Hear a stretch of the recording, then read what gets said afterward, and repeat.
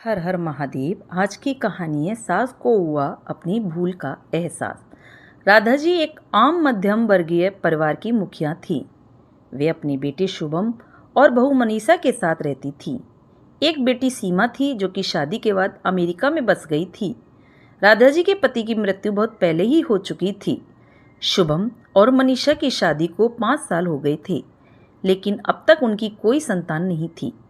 राधा जी की बहू मनीषा भी जॉब करती थी, जो भी राधा जी को बिल्कुल भी नहीं सुहाता था। वे जल्द से जल्द दादी बनना चाहती थी, लेकिन मनीषा और शुभम ये अच्छी तरह से जानते थे कि अभी मनीषा का जॉब करना कितना ज़रूरी था। राधा जी अपने बेटे शुभम से इस बारे में बात करती तो शुभम किसी न किसी बहाने से बात को टाल देता था। इसीलिए वह मनीषा को ही परेशान करने के बहाने ढूंढती रहती थी ताकि वह अपनी जॉब छोड़ दे। और अभी कोरोना काल में तो मानो उसके मन की मुराद ही पूरी हो गई थी। हालांकि वे दिल की बुरी नहीं थी, लेकिन पोते की चाह में वे ना चाहते हुए भी ऐसा कर जाती थी। अपनी हम उम्र सहेलियों को दादी बनते देखकर उनका मन दुखी हो जाता था। उस दिन भी घर में ऐसा ही कुछ हुआ।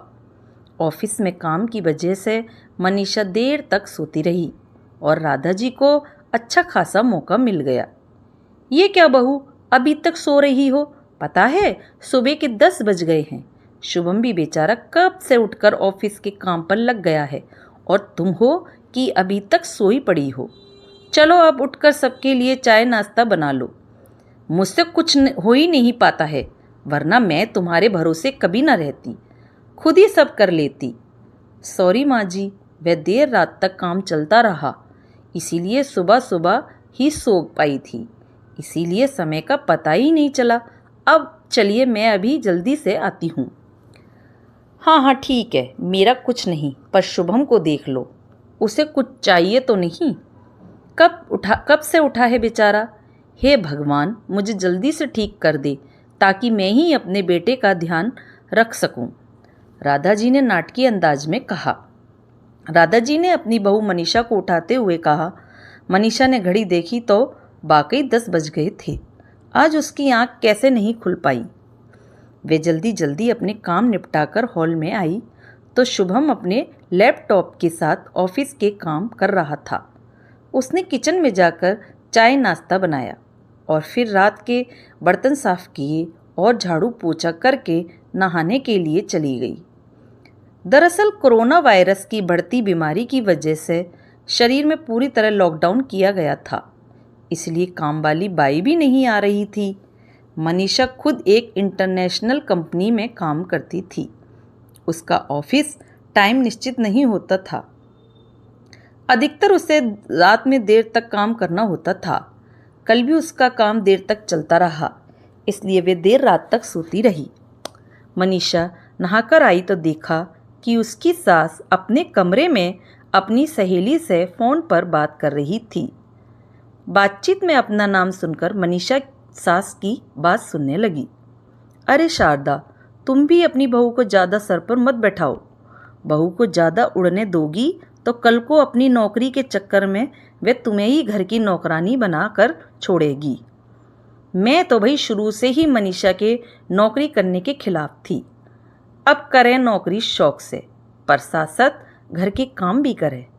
मैं तो बदन दर्द का बहाना बनाकर बैठ जाती हूँ, नहीं तो सारे काम का बोझ मेरे सिर पर आ गिरता। मैं कोई मुफ्त की नौकरानी थोड़े ही हूँ।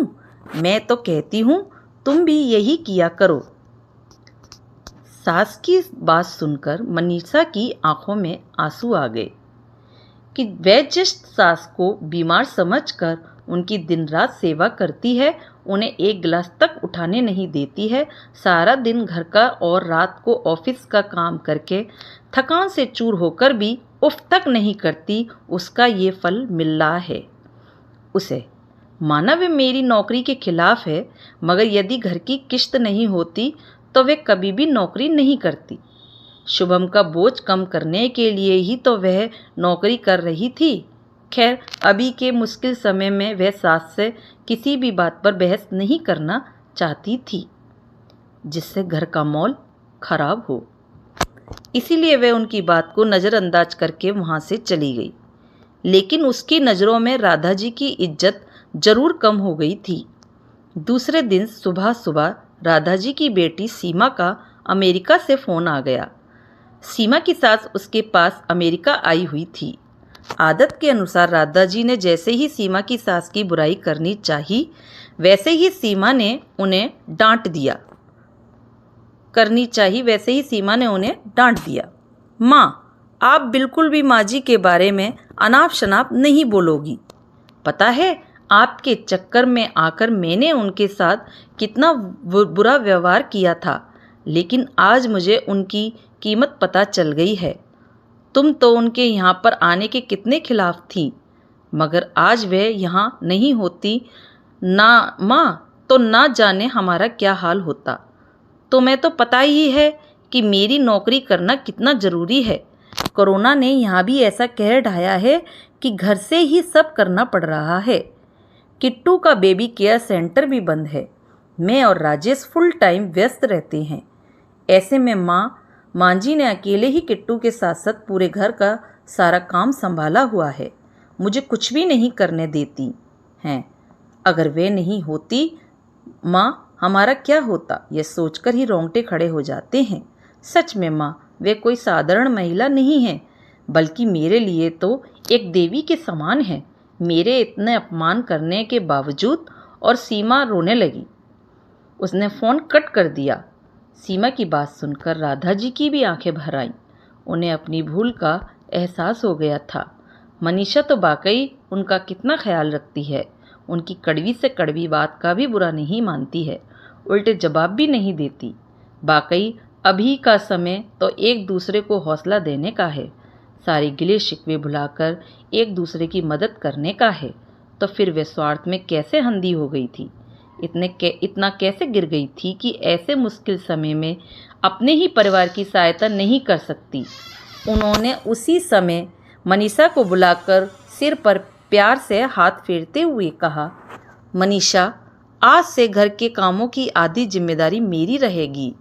मैंने आज तक तुम्हें जो भी कहा और किया उसके लिए सॉरी। चलो अब तुम जाकर आराम करो, खाना मैं बना लूँगी। इधर सास का बदला हुआ रूप देखकर मनीषा की भी आंखों में खुशी के आंसू आ गए और अपनी सास के प्रति उसके मन में फिर से पहले वाला सम्मान वापस आ गया था। तो दोस्तों, आपको ये प्यार भरी सास बहू की कहानी कैसी लगी? यदि अच्छी लगे तो लाइक करें, सब्सक्राइब भी करें और ज़्यादा से ज़्यादा शेयर करें। कहानी सुनने के लिए और देखने के लिए आपका बहुत बहुत धन्यवाद।